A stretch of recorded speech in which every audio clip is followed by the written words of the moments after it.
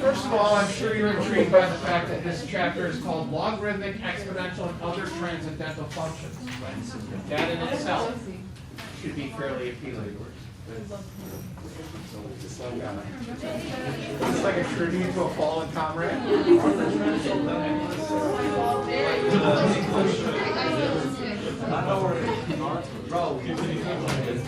already done a bunch of work with logarithms. You've done a bunch of work with exponential functions. However, in all your time that you spend working with logarithms, no one ever explained to you where the natural log function comes from. Therefore,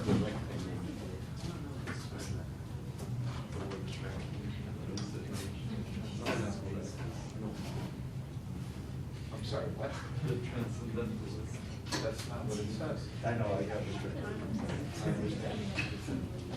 So today, one of the things we're going to talk about is where does the natural log function actually come from? Why is it there? You've done an entire pre-calc, maybe even some algebra 2 stuff working with it, but nobody ever bothered to explain to you where it comes from, and there's a reason for that, because you need calculus in order to do that. But before we get to that, we're going to solve a simple problem to make sure that you're all up to snuff. Oh yeah, blah, blah, blah, blah, blah, blah. We're talking about E also. And then we do it. Okay, so I would like you to solve that problem, please. No FN int. Do it by hand. Do the algorithm. Sorry, algorithm. Antiderivative. Plug in 4, plug in 1, and tell me what the answer is, please. Go.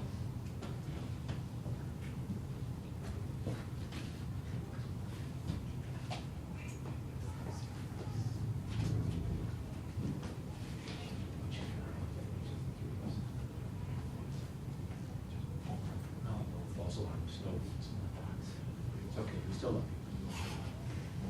Especially not part of the group kids club.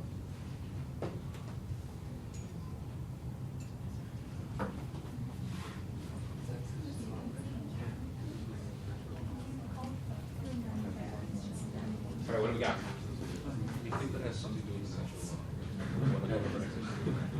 law? That's not what I asked you. I asked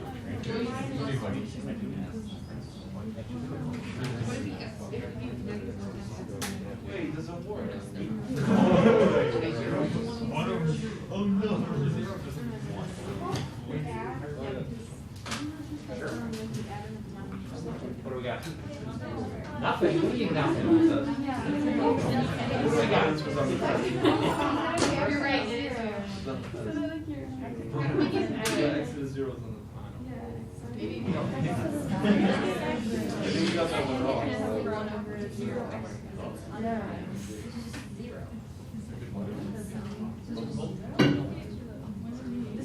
What do you got?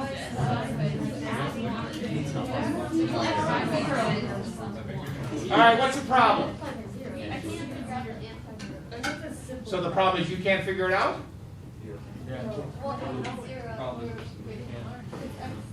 All right, so wait, hold on. Wait, stop. All right, so I don't understand the issue here. This is the integral from 1 to 4 of x to the negative 1 dx, right? Okay, how do you take an antiderivative? Add 1, okay? X to the 0. Oh. Is this a problem? No, what's that equal to? 1, good. This, however, is a big problem. Remember, we're dealing only with real numbers in here, so that causes a problem. Okay, so we're agreed that that doesn't work, yes? Okay, good. Now FN int it. I'll wait.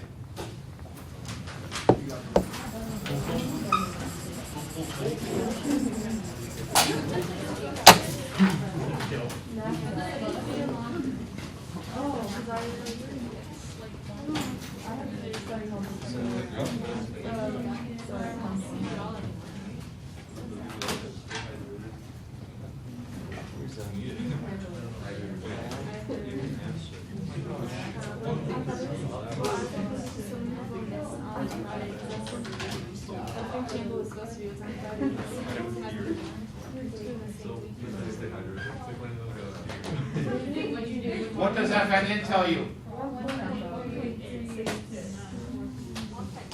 Do we see the problem here? That's not undefined. Right? If we do that by hand and we take the antiderivative, taking the antiderivative of that breaks down. Okay? So let's complicate things even more. That's a graph of 1 over x. How did we define an integral? Sorry, how did we define a definite integral? Beautiful, area under the curve. If you look at that picture, is there area under the curve from 1 to 4? From 1 to 4. Is there area under the curve? Want to guess what the area of that is?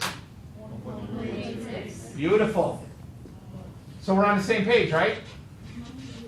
The problem is this doesn't work. We can't take that antiderivative because we have 1 over 0 and 1 over 0 doesn't work. So it creates a dilemma here. One side of the equation, or that's a bad pun. One side of the board says this isn't going to work, no answer, no solution, move on. The other side of the board says there's got to be an answer. And in fact, my fancy calculator tells me it's 1.38, blah, blah, blah, blah, blah, blah, blah. Realizing that problem, we then create a new function to eliminate that problem. That function is the natural log.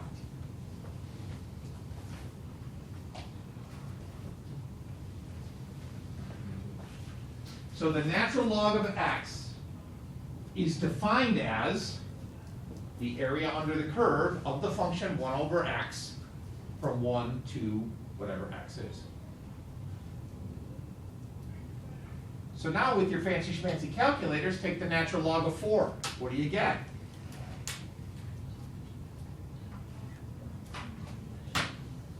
Say it loud, say it proud. Ooh, same answer, same. Yeah. That's slicker than whale dung in an ice floe. It's the big LN button.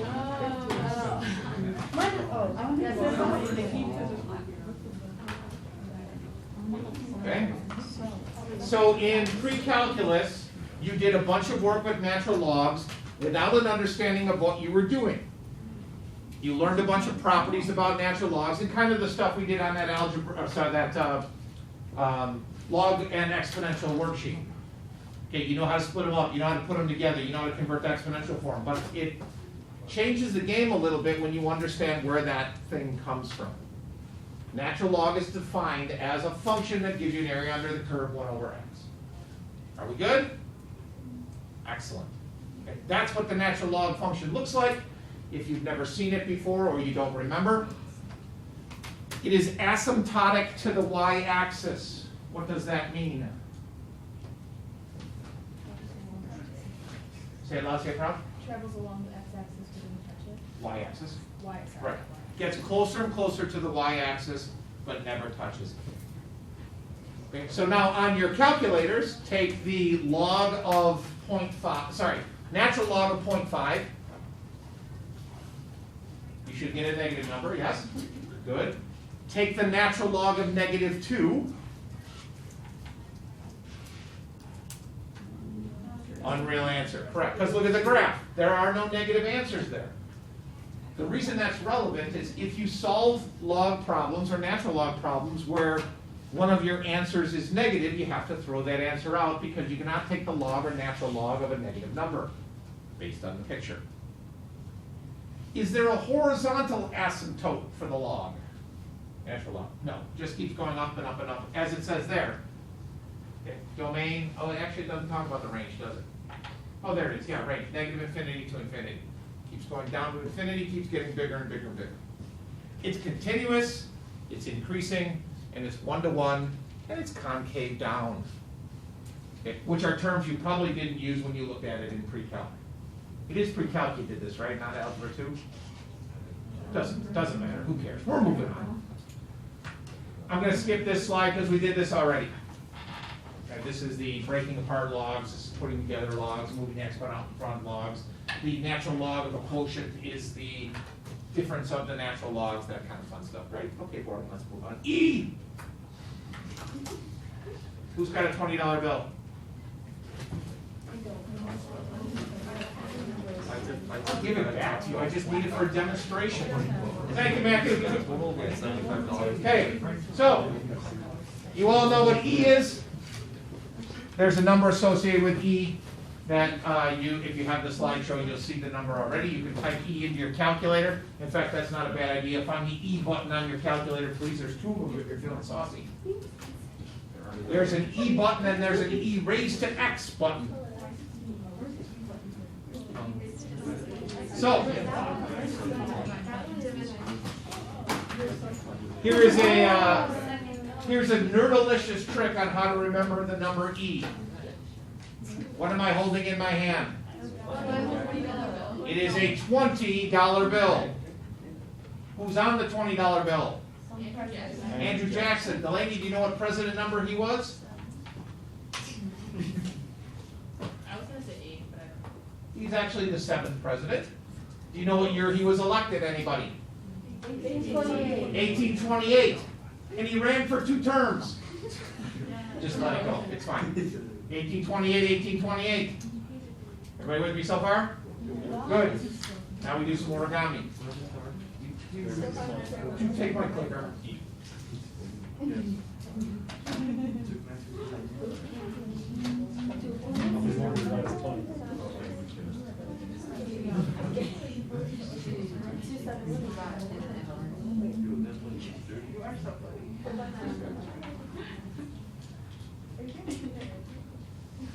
After you fold up a $20 bill, you get this. What is this? What kind of triangle? Right. What kind of right triangle? Is that you, Katie? Yeah. Molly, why didn't you answer? I did. You She better just have. answered louder than me. Molly, what's the other name for a isosceles right triangle? Great question. 45, 45, 90. Also known as a 45, 90, 45. So there's E.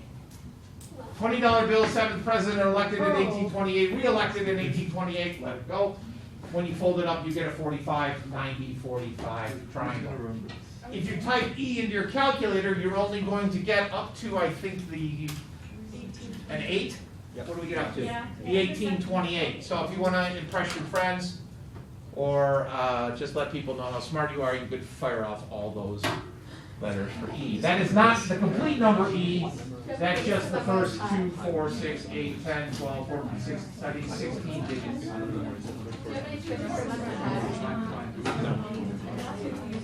Not only do I not have any tricks, but I'm completely repulsed about that. Let's have kids see how many numbers of pi they can memorize. So we're just going to let that one go. The big question is, where does E come from? So it's this magical number that you just learned a fun trick about. You dealt with E in pre-calculus and maybe in algebra 2. But I guarantee nobody ever explained to you where it comes from, so we're going to talk about that now. Giving E. Because it requires calculus.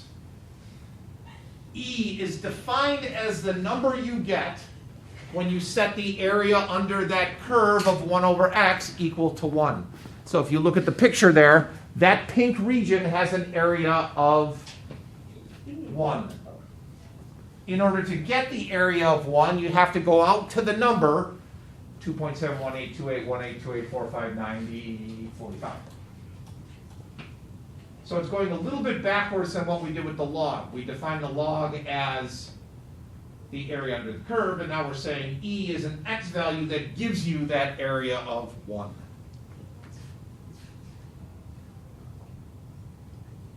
Have you ever seen that before? I would imagine not, because in pre-calc you have no idea what an integral is, and it wouldn't make much sense. Okay? Problems? Hot diggity. So calculus allows us to define those things. It tells us or explains how we get the natural log function. It also tells us or explains where this magical number E comes from. And there's a fancy schmancy. You know, it's a blue rectangle, it must be important.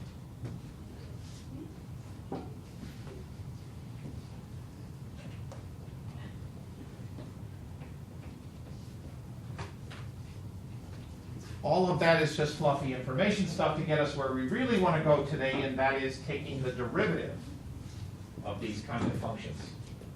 We used integrals to define them. but we're going to take derivatives. We've done this already, but let's practice. Natural log of 2 is 0.693.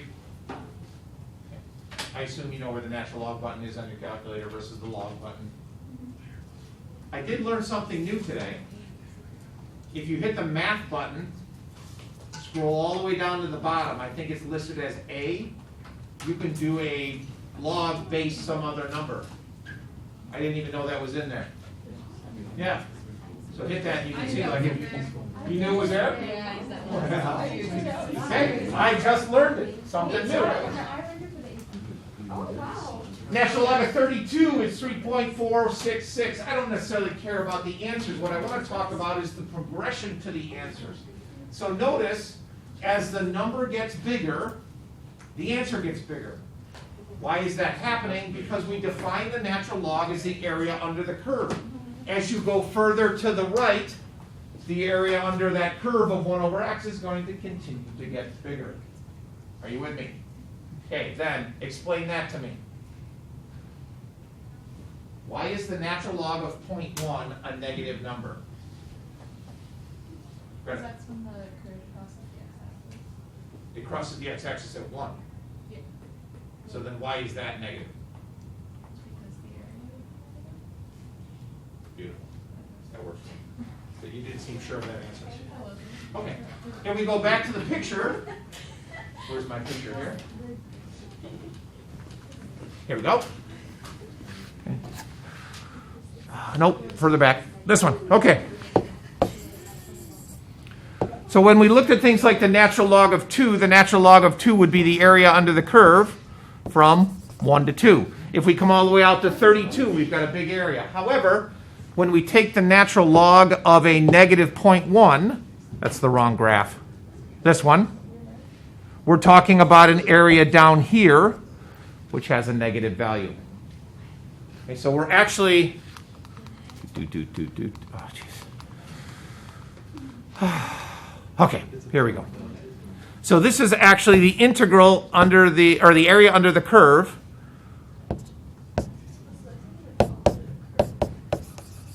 of that. What's wrong with that statement? It's from 1 to 0.1 instead of the other way around. Right. The limits of integration should be small to big. Here we have big to small. How do we fix it? Flip it and then add a negative. So this is the same thing as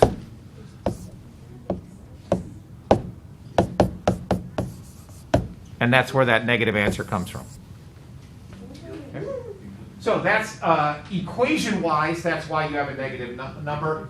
Picture-wise is exactly what Greta said, that the area under the curve is negative from 0.1 to 1. And then we did the other things, like we took the natural log of a negative number, doesn't work because there's no graph there, etc. Okay, beautiful. Let's do some calculus.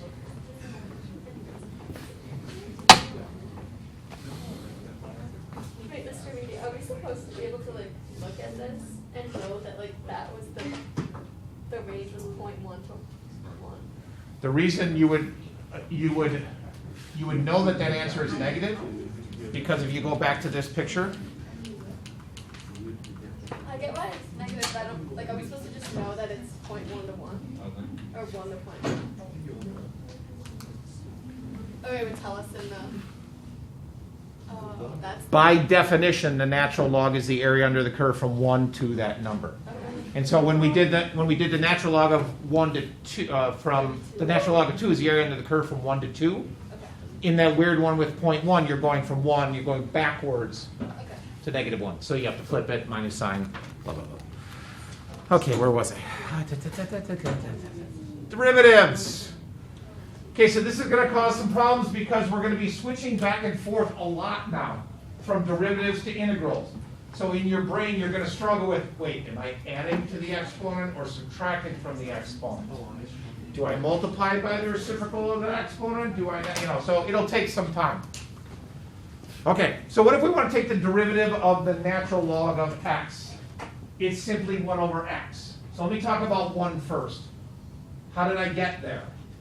Well, I took the integral, and I took the derivative of it. So statement 1 comes from, I'm sorry, I'm clicking around like a fart in a windstorm here, hold on. I took that definition and took the derivative of both sides. So remember we did that pesky fundamental theorem of calculus where if you take the derivative of an integral, t's become x's? Yeah, I know you remember that. So the derivative of that definition gets us to, I feel like I'm playing video. Good thumb string. Where does the second function come from? It's simply the chain rule. If it's not x, you have to chain on the derivative of u. What's going to burn into your brain is that little guy, u prime over u. What's the derivative of the natural log of u? U prime over u. What's the derivative of the natural log of z? Z prime over z. I almost said u again. The nice thing about that last one is it takes into account if you have just a 1 over x. So if you're taking the derivative of the natural log of x, it's the derivative of x, which is x prime,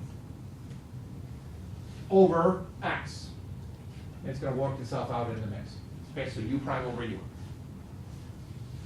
We good? Yeah. Okay. So, what's that?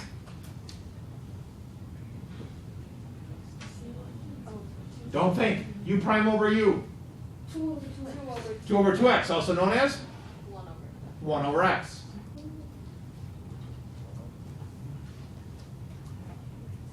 Bingo. Okay? What's that? 2x over x squared plus 1. Are you just reading my slideshow to me, or are you actually doing the math? Really? Okay, just checking. I don't even have that up. Okay. U prime over u. Derivative of x squared plus 1 is 2x over itself. X squared plus 1 gives you that business. Ooh, there's a scary one.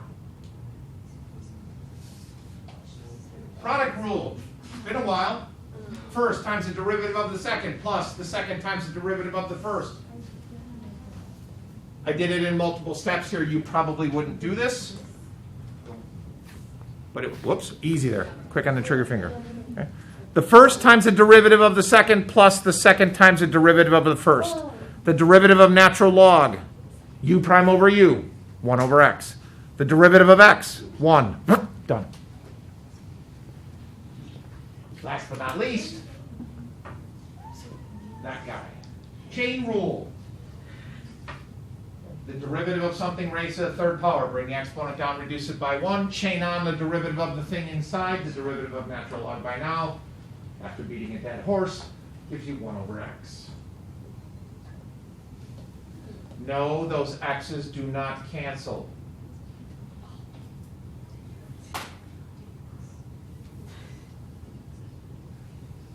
Questions? Easy? Yes? Not bad, right? Don't look at me in that tone of voice, Delaney.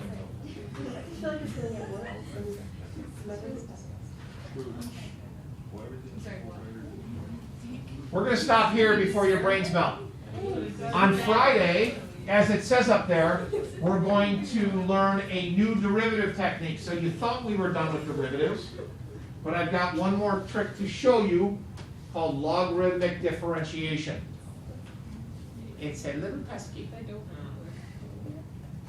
But as it says up there, it's just another weapon in our calculus arsenal. Which one's your favorite? Your favorite weapon to use in ours? Probably product rule. Yeah, I know product rule. Or Captain America's shield. That's pretty good. It's a tough call. Product rule, Captain America's shield. What about Thor's hammer? What about what? Thor's hammer. Thor's hammer is up there too. Okay. So we'll stop the slideshow. Hold on. Hold on. Nope, wrong button.